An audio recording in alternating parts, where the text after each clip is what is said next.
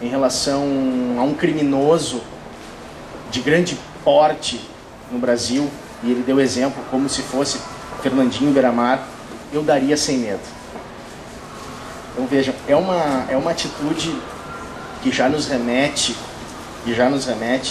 a refletir hoje o nosso assunto, crime organizado, a uma dupla ambivalência. Primeiro, e eu vos trago aqui justamente essa análise sobre o crime organizado, uma análise, claro, breve, inicial, incipienda, tendo em vista o horário. Mas eu trago, numa primeira parte, uma análise daquilo que significa crime organizado hoje, não só para o Brasil, mas também aos olhos de outras legislações. E depois trago-vos a um ideal constitucional. Nós não podemos jamais imaginar a formação de um tipo de crime organizado, de associação para delinquir com essa finalidade mafiosa, como hoje, por exemplo, se entende existir na Itália, sem trazermos à baila a discussão constitucional. Então, num primeiro momento dessa exposição, vamos conversar um pouco sobre o que significa crime organizado para nós e se é que ele existe aos olhos da nossa legislação. E num segundo momento, brevemente, e já num momento conclusivo, aquilo que o direito constitucional poderia nos trazer em relação a isso. Ok? Bom, eu começo dizendo que a criminalidade organizada, hoje, apesar dela ser vertente aos nossos olhos, seja na televisão, no rádio, qualquer outro meio, no jornal, nós sabemos que existe isso.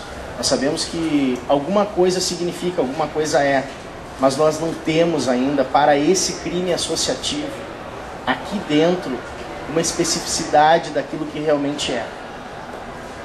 E por que se pode falar isso com determinada segurança? Basta que nós entendamos e analisemos a evolução legislativa dessa figura dentro do país. Vejam, a Itália trouxe uma modificação muito grande da sua lei em relação àquilo que entendia por associação para delinquir, que seria não in toto, não totalmente, não na sua forma ideal, a simetria daquilo que nós entendemos pelo crime de formação de quadrilha. Não é exatamente igual, mas nós podemos trazer essa discussão para dentro do universo legislativo brasileiro, para dentro do crime de formação de quadrilha urbana. Não é a mesma coisa, mas nós podemos trazer como crime associativo e fazer essa comparação. Lá em 82, houve uma grande modificação legislativa e eles disseram o seguinte: olha, para o combate daquilo que nós entendemos por criminalidade organizada, nós temos que fazer um adendo a esse crime de associação para delinquir. E o que eles fizeram? Colocaram lá aquilo que eles entendiam, um conceito absolutamente aberto, um conceito absolutamente sociológico daquilo que eles entendiam como crime organizado, né? Chamando de associação para delinquir de tipo mafioso.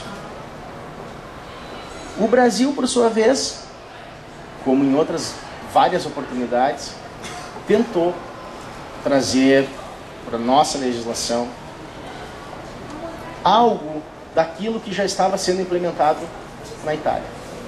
O que se fez então?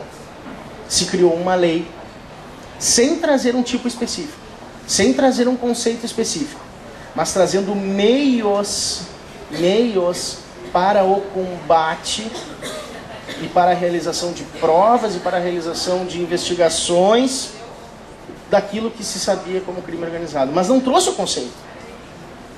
Trouxe meios para o combate, mas não trouxe o conceito. Essa lei é lá de 95, lei 90/34. Essa lei expressamente diz que não irá trazer a definição do que é, e sim aqueles aspectos para a realização de um combate mais efetivo em relação à criminalidade organizada. Então veja, nós começamos a trabalhar um conceito a partir de 95 que nós não tínhamos. E alguns autores vão sustentar que nós não temos até hoje. Mas durante alguns anos nós ficamos trabalhando com esses conceitos. As ações penais eram iniciadas com essa carga de persecução penal do Estado em relação ao cidadão sem que nós tivéssemos ciência daquilo que realmente significava o crime organizado. Algum tempo depois, houve uma modificação dessa legislação de 95. A Lei 10.217 de 2001 trouxe seríssimas modificações em relação a essas provas e a essas investigações em relação ao crime organizado. Mas também não trouxe um conceito.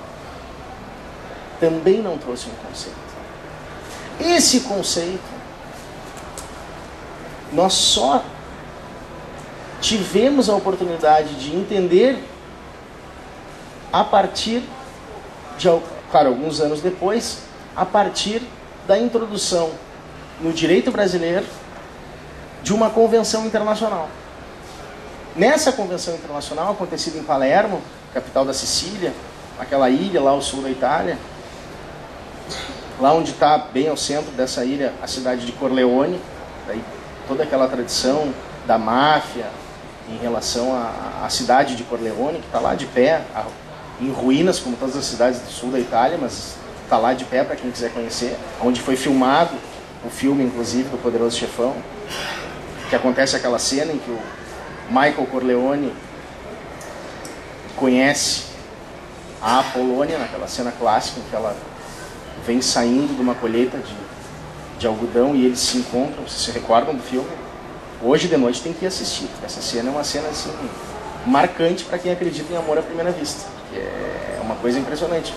Tá certo que ele é um ator e talvez o maior ator de todos os tempos, mas eu tenho certeza que houve um pouco de verdade em relação a aquilo. Ninguém olha para uma pessoa daquela maneira. Uma situação assim, vejam o filme. Vejam o filme, para quem não assistiu. É quando eles se deparam, olho a olho, é uma coisa assim, para o filme, é vontade de dar o stop e ficar olhando para ele. O olhar é algo que já fala por si.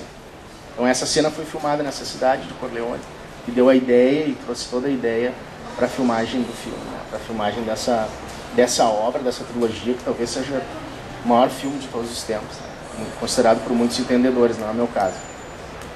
Mas eu dizia que somente alguns anos depois, em 2005, que nós tivemos o ingresso desse conceito internacional, havido numa convenção internacional daquilo que se entendia por grupo criminoso organizado. Vejam, não é crime organizado, é grupo criminoso organizado.